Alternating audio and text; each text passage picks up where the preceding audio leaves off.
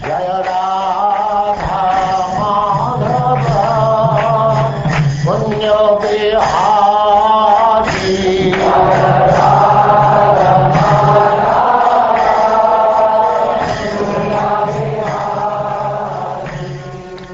And now chapter 17, Victory of Hiranyaksha over all the directions of the universe.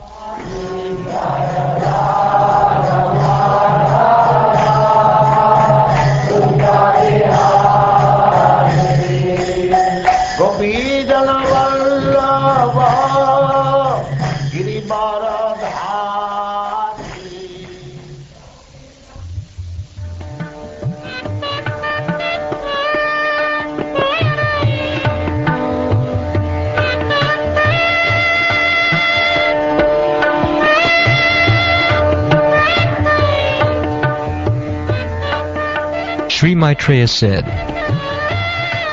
"The demigods, the inhabitants of the higher planets, were freed from all fear upon hearing the cause of the darkness explained by Brahma, who was born from Vishnu.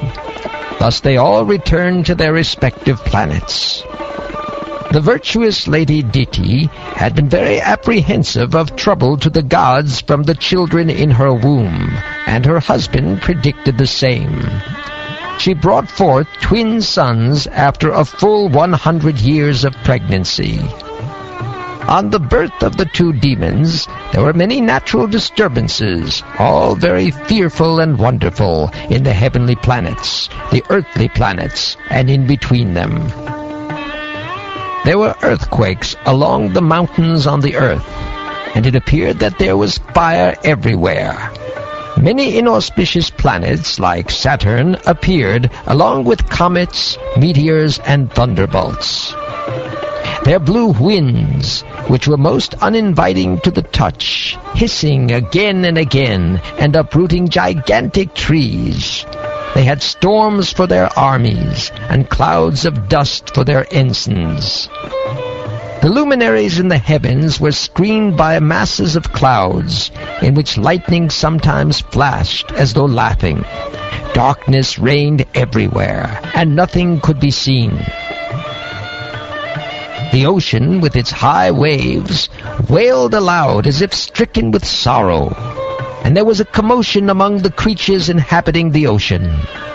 The rivers and lakes were also agitated, and lotuses withered. Misty halos appeared around the sun and the moon during solar and lunar eclipses again and again.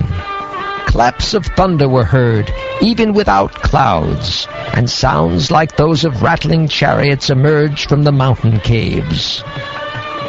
In the interior of the villages, she-jackals yelled portentously, vomiting strong fire from their mouths, and jackals and owls also joined them with their cries. Raising their necks, dogs cried here and there, now in the manner of singing and now of wailing.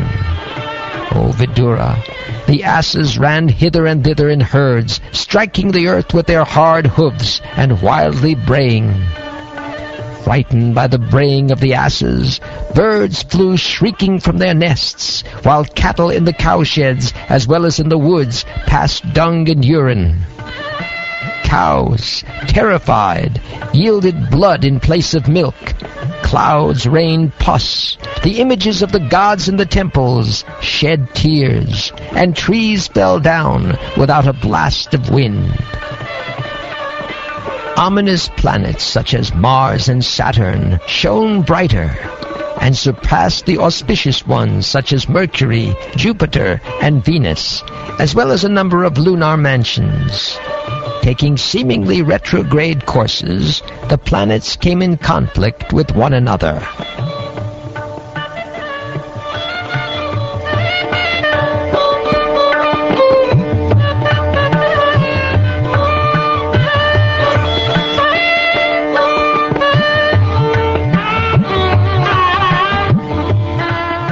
Marking these and many other omens of evil times, everyone but the 4 sage sons of Brahma, who were aware of the fall of Jai and Vijay, and of their birth as Diti's sons, was seized with fear. They did not know the secrets of these portents, and thought that the dissolution of the universe was at hand. These two demons, who appeared in ancient times, soon began to exhibit uncommon bodily features. They had steel-like frames, which began to grow just like two great mountains.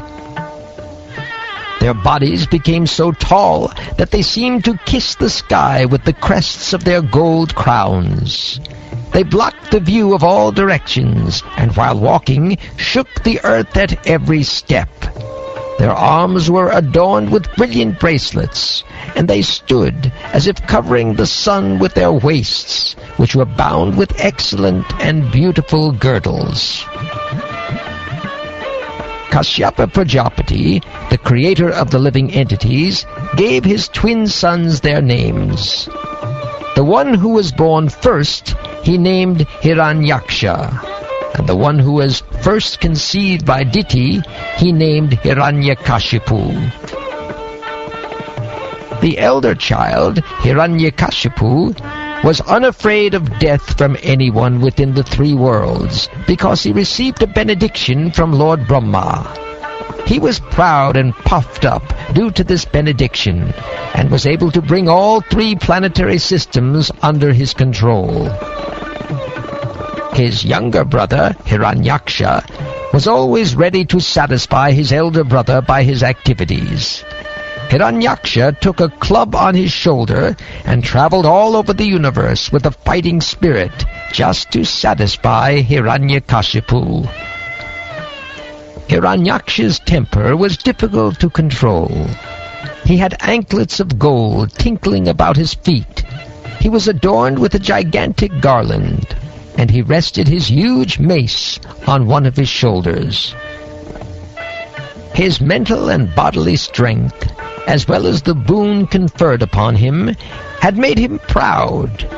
He feared death at the hands of no one, and there was no checking him. The gods, therefore, were seized with fear at his very sight, and they hid themselves, even as snakes hide themselves for fear of Garuda. On not finding Indra and the other demigods, who had previously been intoxicated with power, the chief of the Daityas, seeing that they had all vanished before his might, roared loudly. After returning from the heavenly kingdom, the mighty demon, who was like an elephant in wrath, for the sake of sport, dived into the deep ocean, which was roaring terribly. On his entering the ocean, the aquatic animals who formed the host of Varuna were stricken with fear and ran far away. Thus Hiranyaksha showed his splendor without dealing a blow. Moving about in the ocean for many, many years, the mighty Hiranyaksha smote the gigantic wind-tossed waves again and again with his iron mace, and reached Vibhavati, the capital of Varuna. Vibhavati is the home of Varuna, lord of the aquatic creatures and guardian of the lower regions of the universe, where the demons generally reside. There Hiranyaksha fell at Varuna's feet like a low-born man, and to make fun of him, he said with a smile, "Give me battle, O Supreme Lord! You are the guardian of an entire sphere, and a ruler of wide fame. Having crushed the might of arrogant and conceited warriors, and having conquered all the Daityas and Danavas in the world, you once performed a Rajasuya sacrifice to the Lord."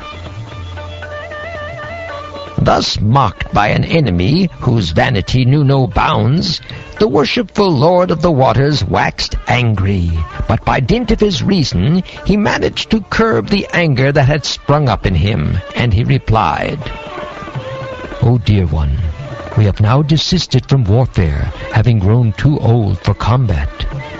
You are so skilled in war that I do not see anyone else but the most ancient person, Lord Vishnu, who can give satisfaction in battle to you.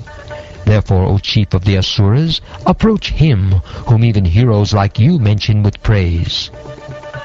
On reaching him, you will be rid of your pride at once, and will lie down on the field of battle, surrounded by dogs, for eternal sleep.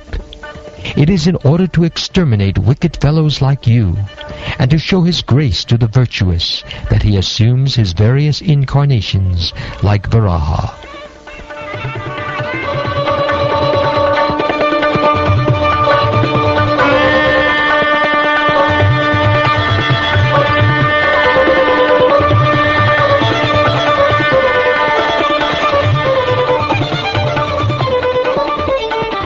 Thus ends the 17th chapter of the 3rd canto of the Srimad Bhagavatam, entitled Victory of Hiranyaksha over all the directions of the universe.